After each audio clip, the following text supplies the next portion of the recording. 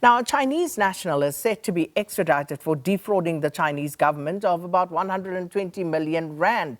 Our SABC News reporter Calvin Dludla is there. So let's locate Calvin and, of course, where he is and find out what exactly is unfolding. Calvin, good morning. If you can hear me, as we can see on our screen right now, we've got your visuals of a Chinese national whom we understand he is being extradited. So these were the visuals that we showed you a short while ago. But Calvin, please speak to us. Where are you? What is happening? A Chinese national is being extradited, is being sent home. What we saw today is that there are officials from the Interpol and the members of the South African Police Service here at the OR Tambo International. Also, we saw a delegation from China, Sakina, and we had a rare opportunity to also see this 57-year-old male Chinese national coming inside here. I can tell you that he was crying. He didn't want to even look at what was happening because he was being accompanied by police. There was a heavy police presence, but Brigadier Athlenda Mathe from the South African Police Service is here to explain more on what is happening here. Brigadier, thank you very much. We saw a 15-year-old Chinese national. He's inside here being processed. You can tell our viewers at home what is really taking place inside here. Okay, so very good morning and thank you for the opportunity. We do have a 63-year-old fugitive of justice who fled to South Africa in 2021. According to the Chinese government, he defrauded them of 120 million rand, in which he was running an illegal foreign currency exchange business in that particular country. So he defrauded in that particular business because he wasn't paying taxes, he wasn't registered with the regulatory authorities in that country. He defrauded the Chinese government 120 million rand. So he was placed on a red notice, which is a request to law enforcement agencies across the world to assist a particular country to locate and arrest and then surrender that particular fugitive of justice to them. So last year, in July 2025, he was attempting to apply for a US visa. We were then alerted by the embassy on what he was attempting to do, and we arrested him there and there. He's been in police custody for the past 6 months. We received an extradition order from the Minister of Justice on the 20th of January. We then communicated with authorities in China, and I can confirm that 3 days ago, the delegation that you would have seen earlier arrived in the country. We held a meeting with them.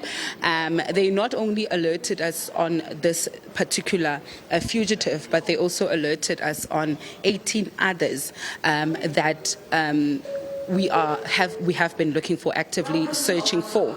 11 are on red notices, and we are still actively searching. So that particular meetings was to actually provide a progress report on how far Interpol SA is in finding those particular fugitives. So we can confirm that the charge is a fraud for Fujiwa Chen, and what is taking place behind us actually is the extradition process, the handing over of these particular fugitives to the Chinese delegation. So there's a lot of paperwork.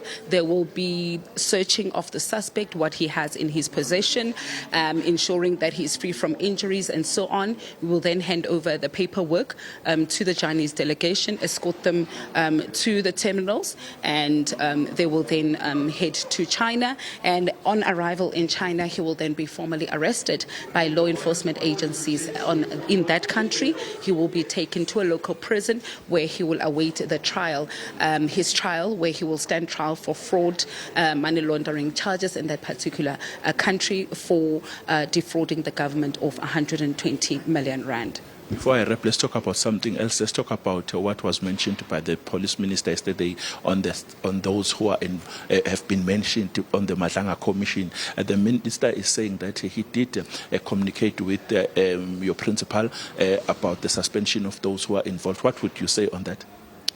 Well, I cannot comment on that first because I'm yet to get a briefing, but I know that the Minister and the National Commissioner are still going to have a meeting on what the President has pronounced and given directive that those that are implicated should be investigated and be placed on suspension. But what I can tell you is that the National Commissioner was proactive in his actions. Last year already, on the 11th of November, he appointed a 5-member team, task team, if you can call it, to look into all those individuals whose names are being mentioned at the Madlanga Commission.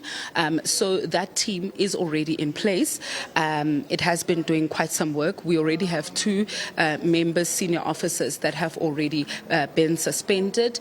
Actually 17 have been issued with notices for investigation. So there has been a lot of work that has been running parallel with the Madlanga Commission as well as the ad hoc committee. So I think the National Commissioner was very proactive in that the work already started last year on the 11th of November, and this 5-member task team, if you can put it, has already provided their first report on the 26th of November to the National Commissioner. But with what the President has directed, the Minister and the National Commissioner will meet to say, do we then appoint another team, or does that 5-member team then continue with the work that they've been doing? But I can assure you, we can assure South Africans that there is work that has been done and running parallel with both the Commission and the ad hoc committee. Thank you very much.